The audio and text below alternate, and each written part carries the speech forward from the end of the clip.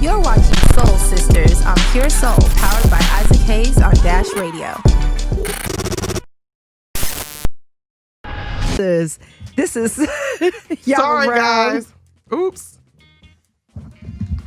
This is Yama Brown. I'm Heather Hayes. Don't forget Scrap De Leon, I'm in this thing. Yes, yes. It's been a fun night so far. Go ahead and tell the people how y'all was talking about making me a permanent co-host. I'm putting y'all on the spot. Yes. I know. Let me tell you something. I know the ladies want to see it. I saw some of them comments. I'm like, calm down. First of all, our ratings probably go through the roof. And we're gonna have to change we're gonna have to change the name probably at the end. Yeah. We're gonna have to change the name to something. Just slide me in there. It's cool. I don't need too much. He said You gonna be called a sister then? No, me? right. We soul sisters, so we had to change the name. And the brother. Soul sister and the brother. And the brother. And the brother. Yeah, I got some soul too now. That's funny. Okay. All right. Now we have criminal justice advocate and TV personality Angela Stanton, and she is so much more than that. Thank you for being here. Thank you guys so much for bringing me on your shows. Quite an honor. Yes, thank And you. Scrap What's just came poppin'? home. Yes, We're yes, trying to yes, get yes, this yes. thing going. Yeah, you're doing a lot of big things and good things in the community. You know what I'm saying? I Appreciate appreciate you. I appreciate being appreciated. Hey, now that's the real. Appreciate being appreciated. That's right. Well, we wanted to, definitely thank you again for being here. We wanted to have you on the show. Really to talk about criminal justice reform. And, I could give a long dissertation on your background and give everybody the rundown. But I really just want, if you could comment on some of the key points that you're getting across right now when it comes to not only criminal justice reform, because I know you got some other things going on, but because that's the topic right now. If you could just enlighten us on your, where you're coming from with all of that. A lot of people in Atlanta are pretty familiar with who I am and my story. A lot of people know that, I got caught up, in the whole criminal screen with Phaedra and Apollo, and I ended up going to prison and doing some time. And during that time in prison, it was a very hard and challenging time for me. I lost my mother and my grandmother due to death. I ended up giving birth to my daughter handcuffed to a bed. And I think that back then when I was experiencing those things, I had a lot of anger and I didn't understand why I was going through them. But I didn't know that it was because he was preparing me for something so much bigger. So if we fast forward to today, I've been blessed tremendously through my godmother, Alveda King, who works very closely with Donald Trump and his administration to be able to be involved in the criminal justice reform and helping to pass the First Step Act. It was my story of giving birth to my daughter handcuffed to the bed that actually influenced the president to make it illegal to chain women to the bed during childbirth. And for me, that was a major, major move. I think that in reality, I kind of get a lot of hate for working with the Trump administration. And if I could try to get people to understand anything, is that what I'm doing is not really for me. Like, nobody's going to take away my experience of giving birth chained to a bed. Right. But I have been able to go in and change things for other people. And being able to work with this administration has allowed me to be a voice for us. Regardless of how people feel, you ain't taking away my experience. I'm from the streets. I'm from the hood. I'm Angie. I've never changed. I've never switched up. And I think that we have to learn to work together and understand that it's two wings on the same bird. You understand where I'm coming from? Yep. And either way it goes, it balances itself out. So when the opportunity was presented to me, there's no way that I could not go in and take advantage of the opportunity to make something happen for my people. As of today, we've gotten close to 7,000 people released. 91% of them have been Black. I've been able to launch my nonprofit organization, American King Foundation, which has been tremendously supported by this current administration, in addition to the president. And for me, it's all about reuniting American families. One of the reasons that I got involved in this fight was because I saw how everybody was crying to reunite the families at the border. And I said, what don't they get? Do they not understand that our families have been separated since slavery?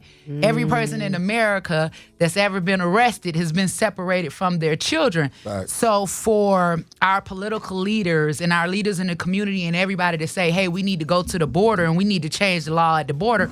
No, we don't need to change the law at the border. We need to change the law for us. Right. They're being separated from their children because it's American law, because we have been separated from our children. So for the Black community, we need to fight just as hard to reunite our own families as we are fighting for the people at the border. And that's my thing. And I'm here.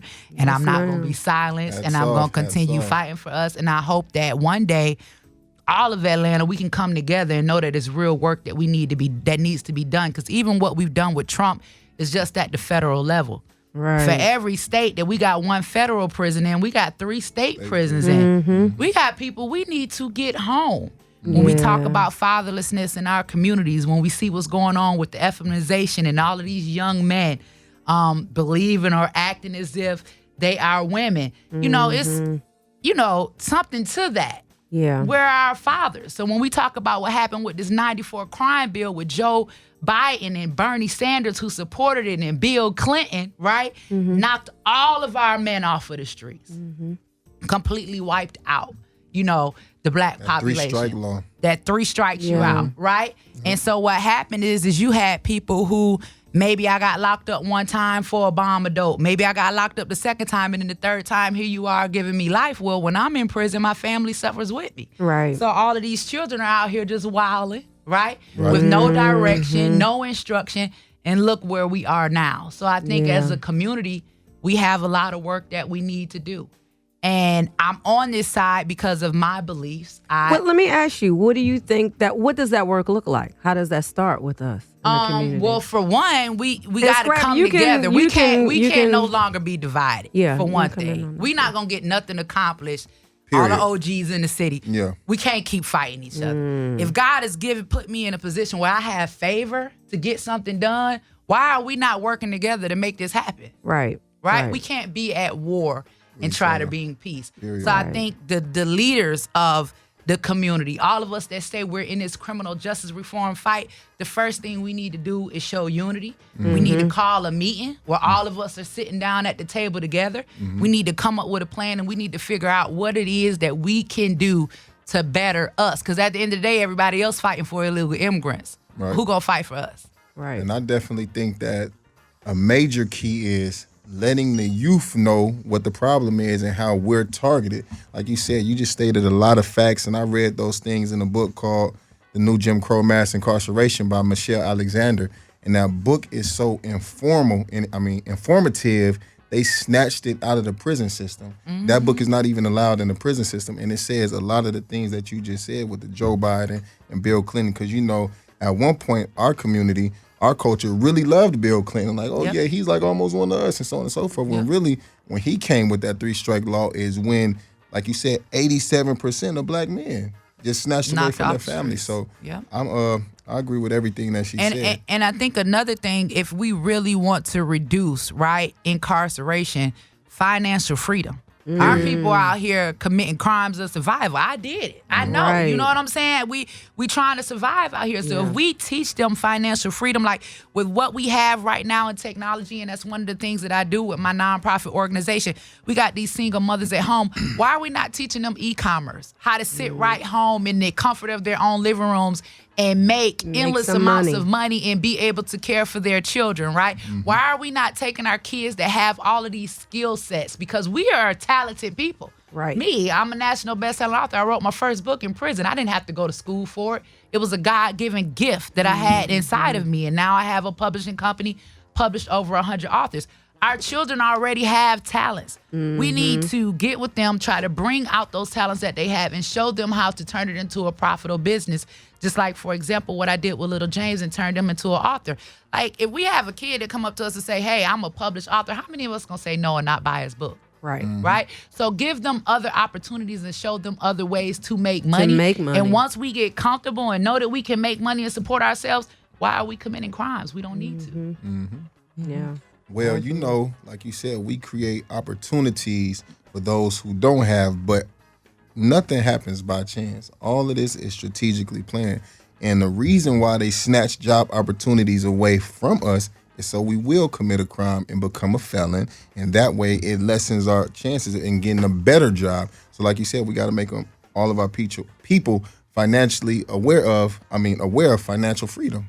Exactly. And just even those who have their own businesses and this and that, whether you do have a hair salon, a nail salon, or shoes, whatever the case may be, create jobs for our people to where, you know what I'm saying, they'll be able to make some money. Because it's, I always tell people it's a system. And it's no different than the TV or PlayStation, the Xbox. A system is designed to act in a certain manner. No matter what, you push A, this button is going to do this. Right. And exactly this is how the system is designed to do, period. Absolutely. And I just feel as though it's time for us to do something different. Most definitely. Right. We've been doing the same thing, right? Decade after decade. We have not advanced. You understand? This ain't even about no political party. This is just about black people coming together and saying, hey, we need to do something different so we can see some different results. When you go into our neighborhoods, every gas station, every beauty supply store, every corner store, every nail salon, none of it's owned by us. Black people. Every minority that has ever come to America has been oppressed, right? Now, I'm not saying they've been oppressed more than us, but every minority has suffered some form of oppression. What is it with us with why we can't build up or why we can't get together? Why are we so busy hating each other but then want to fight white supremacy? I can't see. A lot of people get on me and they say, Angela, well, why you not fighting police brutality? Listen, I can't fight them and you. I don't have that much energy. I can't go in here and fight these people and fight my people. When y'all say something to me about white supremacy, I'm thinking about gangs. Why are we killing each other? Right? Because come on now, to me, it's no different. KKK kill black people, gangs kill black people, and abortion kill black babies. We not gonna never be the majority if we keep aborting our kids. We don't want to talk about that. We don't want to talk about the systemic racism that lies up under Planned Parenthood and Margaret Sanger and how she said black people need to be exterminated like weeds. And the best way to get rid of a nigga is to kill them before they born. And then they went and put all of their abortion clinics in minority areas. You ain't finna go to these white folks' neighborhood and see no abortion clinic. If somebody get on IG right now and go down Planned Parenthood whole page, everybody that you see advertising for abortion is women of color. Yeah. The first thing you hear them say is poor women of color need access to abortion. Why?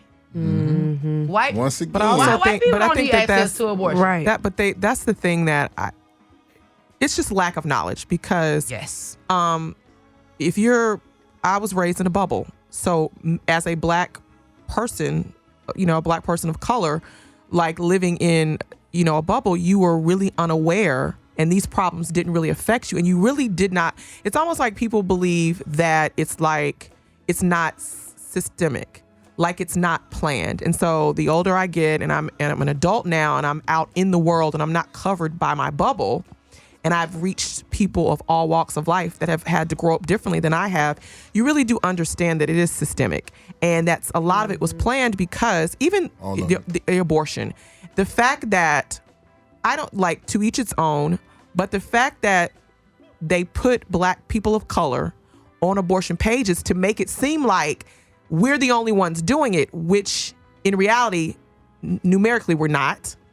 White people actually have more abortions than we do. But to me, placing a black woman on there as a poster child makes it all right. Trying to tell us that it's all right. Well, this, based on the recent reports by CDC.gov, we are the number one to have abortions out of whites, out of Hispanics altogether, and we are the lowest in numbers.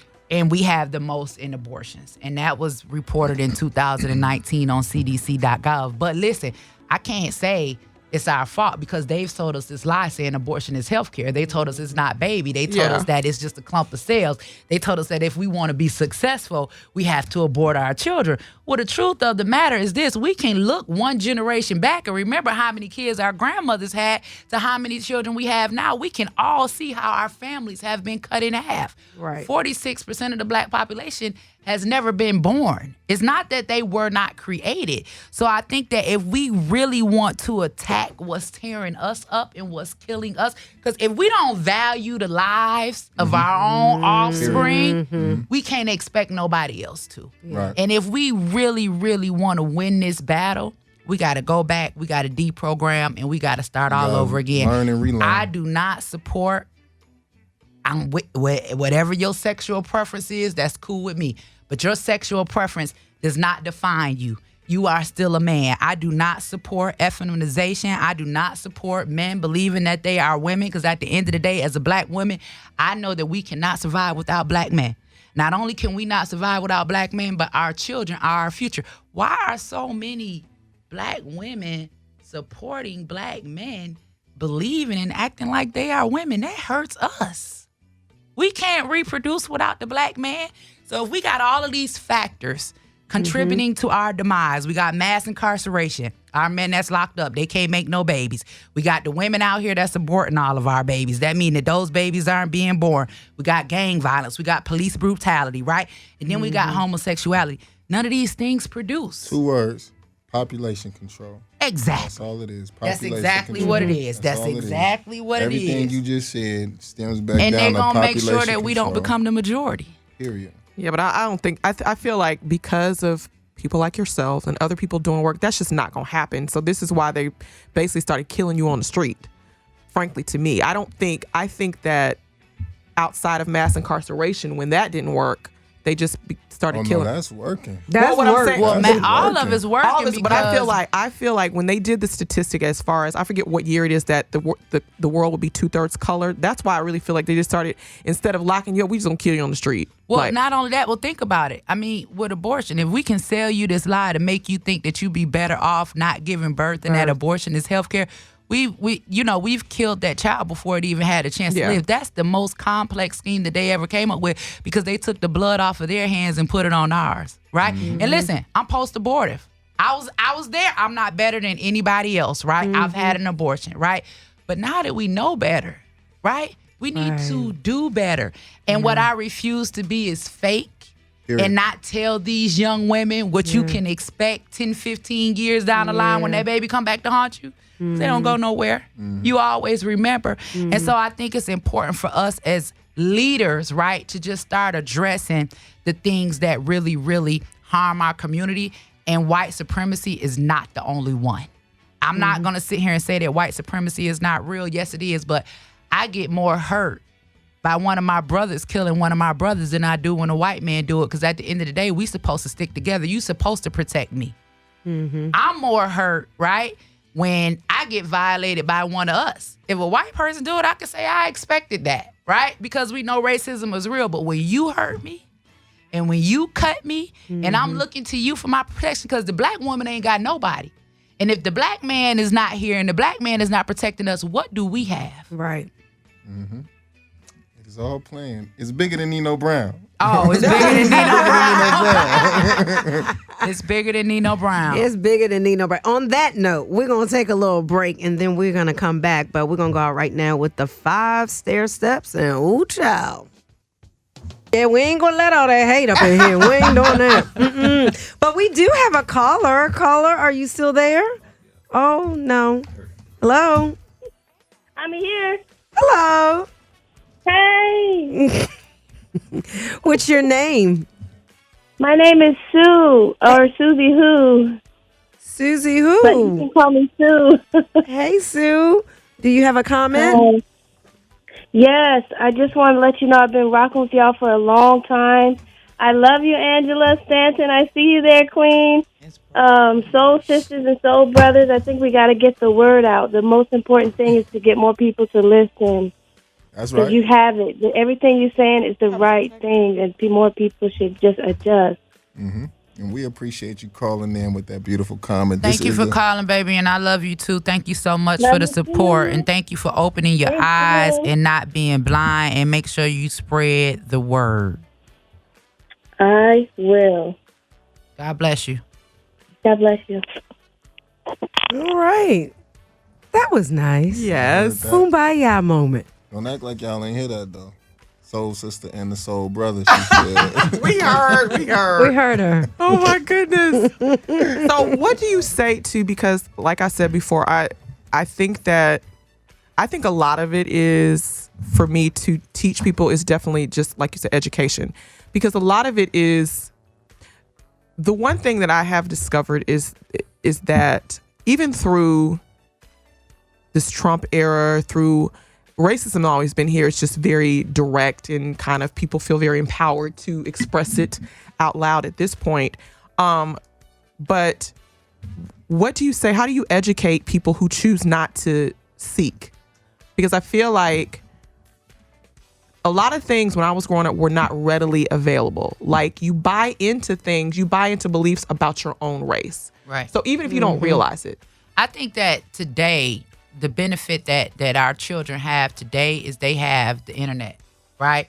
So back when we were growing up, we may have been blinded to truth and only known what was taught to us or what was told to us. But I think the benefit that this generation has is that they have the truth readily available at their fingertips. So if anybody wants the honest to God truth, they can go out there and they can find it. Now, as far as racism, for me personally, I would say that I think that racism inflamed once we got social media, because now if one person is attacked by a cop or a racist situation happens, now we all see it, right? Because it's on social media and it's right before our eyes. Well, back then it was happening, but we didn't have social media and we couldn't see it. So, of course, right now it makes it seem as though things are inflamed, but I feel as though it's never really changed. I feel as though racism has always been there. For me and my particular take on Donald Trump, and I know how a lot of people feel about him, for me, particularly, I paid attention a little bit deeper to people that was just looking on the outside. And I remember before he ran for president, how everybody loved him, right? It's like, how this man become a racist overnight? Fresh Prince of Bel-Air. He was on Fresh Prince. He was on the Wu-Tang Clan album. He ran with, he helped Michael Jackson in his case. He ran with Mike Tyson, Jennifer Hudson, when all of the housewives was on Apprentice, even Lil Jon and the East Side Boys. When Jennifer Hudson's family was murdered, Trump was the one that put her up and protected her during that time. It was okay then, though, because he wasn't the president. That's he what wasn't I'm saying. representing Even with everybody. Always even be mindful with of a wolf wearing sheep clothing, though. That's what I'm trying to tell you. But I feel like I feel like that doesn't. The thing about it is now what I will say about a lot of white people when it comes to, for him especially, I feel like he has racist views for sure, but I feel like his ego and him wanting to be attached to fame or money will override that racism more than anything. Well, I think that, to me personally, he go off on anybody. You ain't just got to be black. You know what I'm saying? I think that maybe he might be a little prejudiced against anything poor or anybody that's not advanced. And I've seen him go off on Hispanics. I've seen him go off on white people. I've seen him do it. Now, when we talk about policy, now I can talk about policies because I've been able to work with the administration and talk about how these policies have benefited us. And I think that what we do as a people is we vote more for people than the actual policy, right? So my grandmother, I didn't like her, right? I loved her, but I didn't like her because she was mean.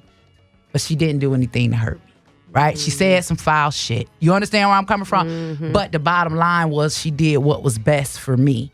I think that with Trump, when it comes to his policies and what he has done, right, when it comes to Black America, that's why I support him. I think that we all, right, have some prejudices in us, right? I know black people that won't rent to black people. I'm just going to be 100. I know black people. I've been mistreated by black people, right? I'm not making this as an excuse, but I've had people just hate me just for working with this administration. And my thing is, look, this is the president. Well, but I think that's we silly because laws. ultimately, even if you loved from? him, even if you hated him, if that's the only person that can help these people in prison, then at that point, who cares? That's help the people in prison. Your nose off to spite your help face. the people in prison.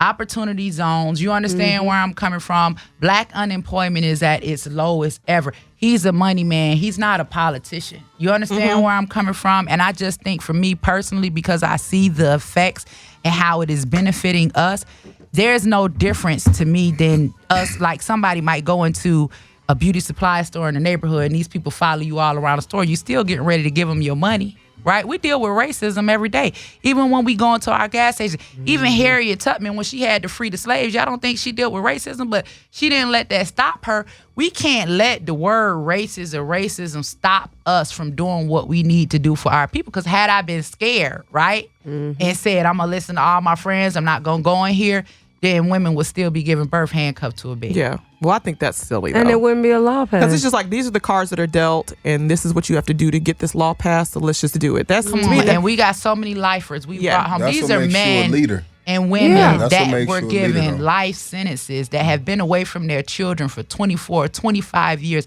black men and women, first offenses, drug charges, not even murder. You've been given more time than a murder. You don't think those people glad to be home? Right. You don't think their kids glad for them to be home? They deserve to be home. Yeah, but now that's, like I said, I feel how I feel about Donald Trump and some of his other policies, but I've never understood why you're mad at the people who are actually helping the people that look like you get out of prison. Like, if he's doing gotta do it. He's like, that's just Ignorance. business. You don't have to like everybody you work with. That's just stupid. Half of us don't like our boss. Yeah. But we still get that paycheck. Still gonna go in there and grin in their face and be like, say what? nothing to him. And the bottom line is he is the president. You understand where I'm coming That's from? your option. That's your only option. He's the president, whether we like it or not. Yeah. You know, and he may be the president for another 4 years. So why miss out on an opportunity to go in and advance something for us because of feelings or emotions? I just don't operate like that. What's crazy is I don't know how old anybody else is in the room, but I think I'm kind of like fairly young.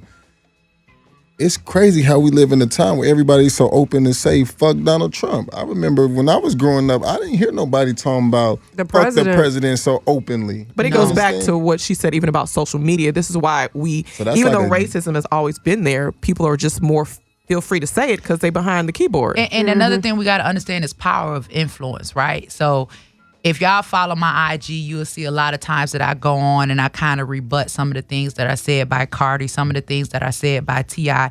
It's not that I don't like them or I wish anything bad on them, but people don't understand the power of influence, right? If T.I. can say we gonna boycott Gucci and everybody get together and boycott Gucci, whether it's factual or we got a factual basis to do it, people just do it because he said do it. Right. If Jeezy say we the snowman, everybody selling dope, we all selling dope. Snoop, back in the day, riding down the street, smoking Indo, sipping on gin. Get what I was doing. Juice. So for us, a lot of people think that the president has more influence over our children than our rappers do, and love and hip hop and all. They don't. We got more influence. They're watching us. They're not watching him. Because as far as they're concerned, they hate him, but they love us. So we also got a responsibility, right, to make things better for our communities. You understand? And no hate against Mona Scott or none of that, but when we put this stuff on TV and we advertising this stuff and we pushing this stuff like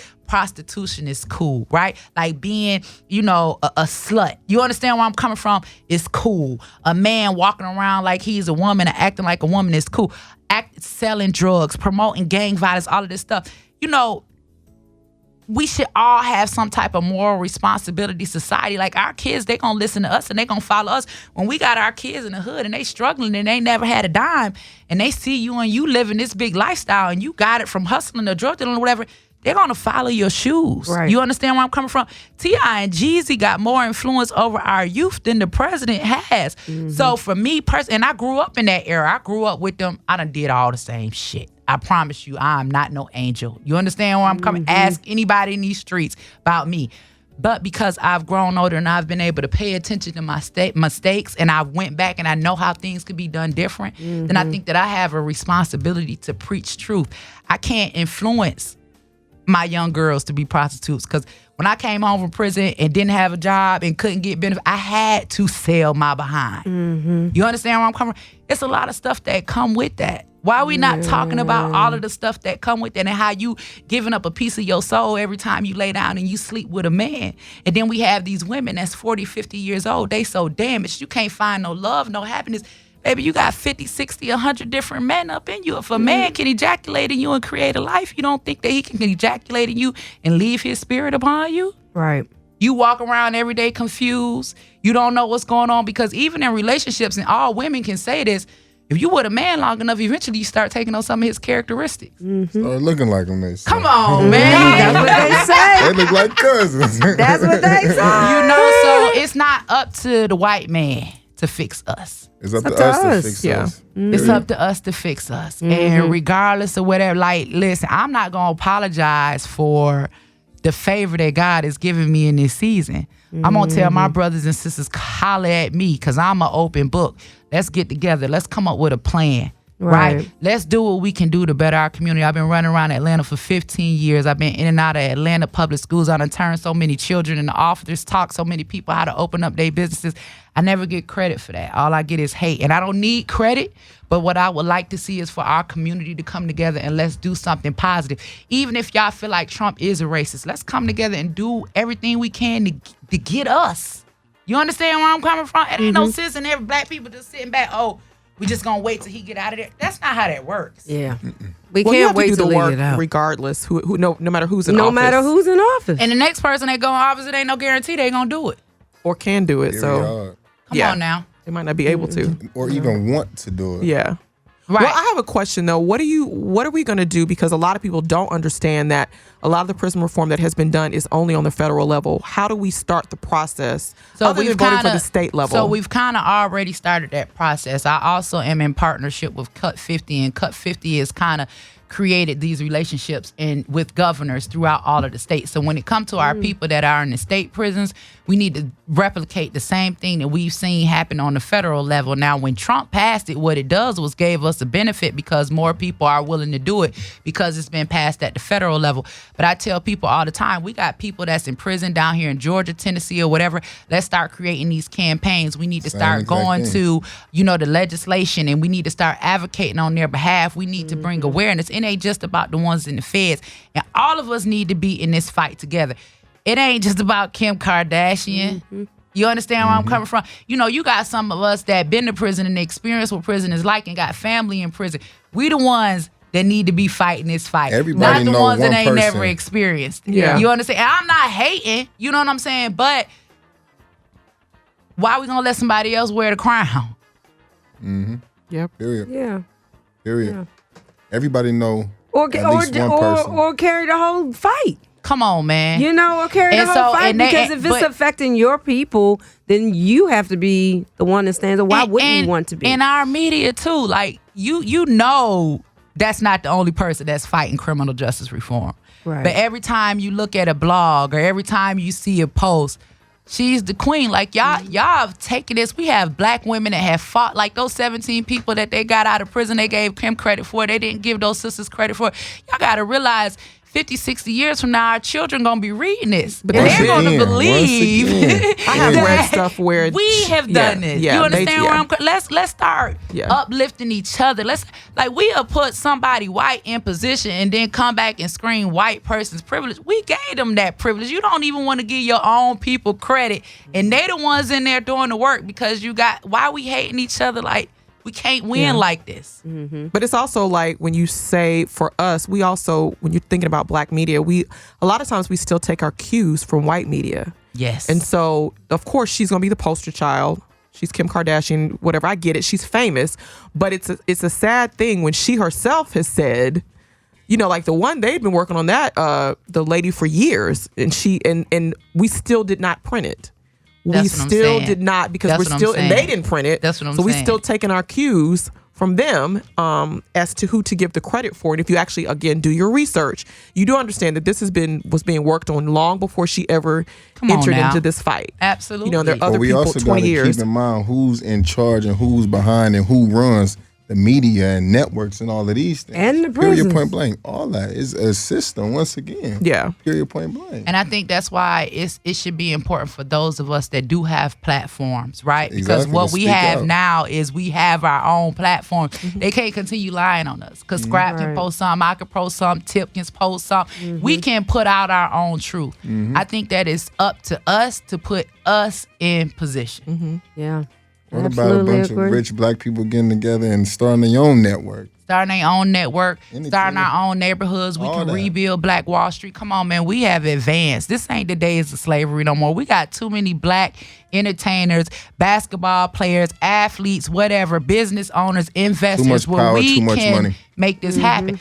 All these other communities, the Asian communities, the Hispanic communities, go on Buford Highway. All of these people rebuild. What We got little Ethiopia, what's going on? Chinatown, What's little going on Mexico. with us? Yeah. Yeah. So we need to have a real meeting of the minds. Like somebody need to call a meeting. We need to come to the table. We need to sit down and we need to figure out what we need to do to make this right. Because if we don't do it right after this generation right here, it's a wrap. Yep. They sure ain't interested in doing it. I'm telling you. It's just the honest to God truth. They not. No. Everybody act like they care. They don't. They really pushing their own agendas. Half of them It's don't even sad. see anything wrong. So it's That part of part. that. They're just like, huh? Yeah. We're in a What? generation now, though, like, we don't have those individuals and leaders that speak up against oppression and things that are not right. You know, y'all come from like Malcolm X, Huey P. Newton, and people of that stature. But the problem now, is because we didn't see puff pop bottles and that's what we distracted. We're distracted. And not only that, because I've been calling my kings. Like, I've been like, where y'all at? Why y'all got me in this fight by myself? Why y'all not out here preaching to our young men? Like, I don't feel like that's my responsibility. If I'm dealing with the young women and trying to wake them up about abortion, I need my kings involved when it comes to our men being men. But I've had a lot of them tell me, Angela, they won't kill you because you're a woman. They'll kill us. Look what happened to Martin. Look what happened to Malcolm. But at the end of the day, we got to be willing to stand for something or fall for anything. You going to die anyway. Like, we got to stand for this. Because I'm going to tell you what's going to happen now. If we have an entire generation, right, this new generation that's coming up and everybody feels as though it's cool to transition and to abort or whatever, then they're going to raise their children like that. Like, it don't happen long, right? Yeah. 10, 20 years, it's a wrap. So y'all know 15, 20 years from now, the black vote ain't even going to count. Right? Women going to start looking outside their race because you can't find a decent black man. The ones that they do have, somebody probably already got them. The rest of them gay, or if somebody is available, he got 30 or 40 of them. So we go. And when we ain't with black men, we not having black babies. Nope. And homosexuality does not reproduce. I ain't hating on nobody, but what we gonna do? I gotta say this: no matter who a black woman have a baby by, that baby is still a black baby. I gotta say that though. I mean, it's gonna float, and by the time that baby get with somebody white to have a baby, that baby ain't black no more. This is true. Interesting. That's a whole nother topic in itself right there, too. You know what I'm saying? That's a whole nother topic right there. Interracial dating. Interracial. I ain't mad, but I love black men. I'm gonna say that. That's just my thing. I ain't got nothing against nobody else. Right there, we just pointed out two topics. You know what I'm saying? Don't forget my put my name, the soul brother there. We got you. This one right here. So what we gonna do, y'all? I'm there. I'm in the fight. Just this year we freed 32 inmates. Me and Jamal Bryant. So like I said, I feel like I have a voice for young black men. You know what I'm saying? They relate to me. I didn't grow up impoverished. You know what I'm saying? In poverty. But my mama was a hustler. She went to prison. I was not we know about born mom, and not born in prison, but she got out, and I was born right after she got out, or whatever the case may be. And I'm raising young men. I got That's right. 3 boys. That's right. I got my nephew in my custody right now, and so I try to teach any young man what I teach my sons, or what I teach my little brother. My little brother, 24 years old, but I was pops to him, and so it's nothing different that I won't tell the young man that I don't know what I would tell my little brother. Nah, that ain't cool. You tripping. That ain't fly. We don't do that. And I mean, y'all remember when they used to say it takes a village to raise a kid? It takes a village. We all have to be involved. Like, I remember raising my sons coming home from prison, baby father serving life. I had to raise those boys on my own. I didn't know how to teach them how to be men. All I knew how to do was survive. You understand where I'm coming from? And we did that. But there were plenty of other men in my family. There were plenty of other men in the neighborhoods. I think that when it comes to the black community, we need to all start getting involved. When you see one of them young black kids on the side of the street, you can tell when something ain't right. When they just out there, let's start trying to take some of these kids up under our wing. You understand where I'm coming from? And start trying to do something to change. And I would say my plea would be to black men is find a young black man out there and be the father to him that you never had. Exactly, period. And that's what I actually heard Fabulous on his new album. He said we come from an era where not having dads made us better dads. And I didn't have no father figure in the house. My mama was a hustler. She did it all by herself, her and my auntie. You know what I'm saying? I was raised by women, but seeing the struggle they went through, that is what inspired me to, okay, I'm going to raise my children to where they don't have to grow up the way I did. Right. You understand? And teach them this is how a man treat a woman. This is how a man be a man. Yes. You shake a man's hand like this. You look a man in his eye. Don't let nobody disrespect you. And just Yep. certain morals that I'm trying to instill in my children, they instill into their children. And even their little friends. They go to an Islamic school, but all their little partners come over to the house. I'm the coach on the soccer team, just to I feel like to spread the love. Because what hurt my feelings one day, I went to the soccer practice, but it was only like 3 dads there. Yep. You understand? We have 60, 65 kids out here, but it's only 3 dads out here. I'm like, that's crazy. Yep. All the mothers in the stands, all the mothers. I'm like, where's all the daddies at? Are they not do they not care? Are they not there? Broken Whatever the homes, case is just, broken but once families. it goes stems all the way back to what you said about from mass incarceration. And then and not only just mass incarceration, if we even want to talk about Section 8 for a minute. You know, they told us as women, hey, we'll give you Section 8, right? We'll make sure that you take care Not of if a you and man your is in the kids, house but working. you can't have a man in the house. Come on, that's the beginning of the family breakdown right there. What if he want to go to school? What if he want to better himself? So we put him out in the streets, and what he do? He ain't got nowhere to go. Mama probably done put him out. He gone to another woman. He done started another family. We got all of these broken families. We got these young women that have never had a relationship with the father, that don't know how a man is supposed to treat them. The first little boy that come along and show them halfway nice, they swept off of their feet. They don't know no better. We're not teaching them about how to prevent pregnancy, so we ain't got to go abort our babies, right? We just done made it now where abortion is birth control. Ain't no sense in taking no birth control. You get pregnant, just go have an abortion. Well, here's the thing, right? Even me, when we leave out of those abortion clinics, don't nobody ask for their babies' remains. We don't understand what they've been doing with our babies' bodies. Y'all got to research this. Planned Parenthood, organ harvesting, how they selling these baby party parts. This is big business, right? So for me, my biggest issue has been like, damn, how I'm going to fight white supremacy and I ain't even have an issue with ending the life of my own child. We killing our own army and trying to fight white supremacy at the same time. Every baby we abort is a vote.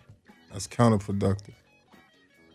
I'm sure a lot of people don't think of it like that. So We don't, and that's why we got to start having But the it conversation. takes people to put that on your mind, to, you know what I'm saying, to think about it, to say it. And if they say poor women of color one more time, I'm gonna scream. I'm tired of it. Shit. I need y'all to advocate the white women to kill their babies. I'm tired of it. yeah, I just think it sends the wrong message. I'm tired. It also makes it Yes. seem like it's just us, and it's okay because your black sister did it. And I'm like, no, a lot of other people do and it. then you remember those pictures where, remember back in the day, right? The black women, we weren't even allowed to keep our children. We had to nurse the white baby. So you telling me I need to abort my baby so yours can thrive, or we need to abort our children so y'all can open the border to let the children of illegal immigrants come in? It's the replacement plan. Yeah. Yeah. Woo, that was deep, y'all. All right, let me tell you something here. So you got to tell everybody where they can find you. Oh, wow. So everybody, I'm getting ready to start my own podcast, The Angela Stanton Show. I'm trying because I'm tired of them censoring me. So, but right now I'm on IG. You guys can find me, The Angela Stanton. You guys can also follow the organization, www.theakf.org. If you guys have anybody that is incarcerated, family or whatever, please join the fight, y'all. We have a president that has an open ear for criminal justice reform. He's let many people out of jail. I've submitted a list of 100 people that I'm working on trying to get home. Let's use this opportunity to reunite as many of our families as we can. Let's fight as hard for us as we fight for the people at the border. And that's just it. What about you, Scrap? Tell everybody. Well, Scrap gonna be back. Oh yeah, Well, That's what he said. Scrap gonna be a this permanent host. this is his second time, so he's been here before. and it took y'all too damn long to call me back now, to be honest. You know what I'm saying? To be honest. That is not true. You know what I'm saying? That is ridiculous. I have been trying to reach you. I'm off. They can't hear me.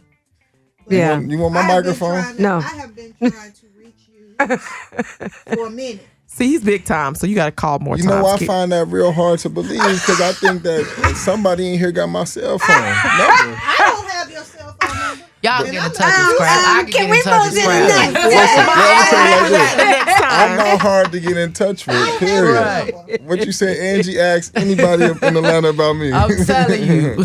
Well, we know He you coming here. back. He I'm here. back. We know you I'm coming back. back.